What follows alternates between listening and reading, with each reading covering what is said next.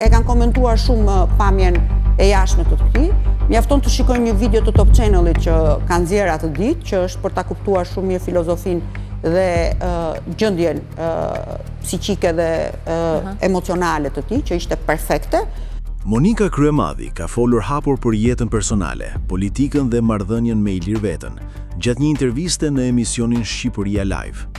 Ish kryetari i LSI-s tregoi emocionet që ka përjetuar kur e pa Metën pas kafazit të xhamtë në seancën e fundit gjyqësore, duke theksuar se ai vazhdon të mbetet për të një figurë e fortë dhe e kthjellët politikisht.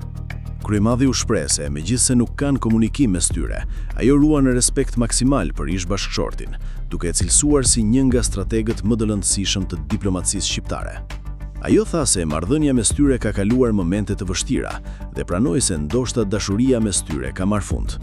Në rrëfimin e saj, Kryemadhi foli edhe për jetën familjare, duke shprehur pendes për kohën që nuk ka mundur t'u kushtoj fëmijëve.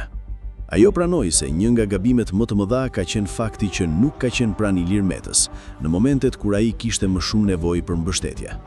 Ish deputetja komentoi edhe figurat që vlerëson në politikë. Sipas saj, një nga politikanët më të aftë sot është Erion Braçe, për të cilin tha se do ta votonte për kryetar bashkie. Kryemadhi ndau opinionit edhe për eksperiencën në Big Brother, ku vlerësoi Arber Hajdarin dhe Ledion Liçon. Ajo tha se Arbëri e ka surprizuar me sjelljen e tij, ndërsa Ledionin e cilësoi si energji pozitive, duke shtuar se të dy kanë sjell frymë pozitive gjatë spektaklit.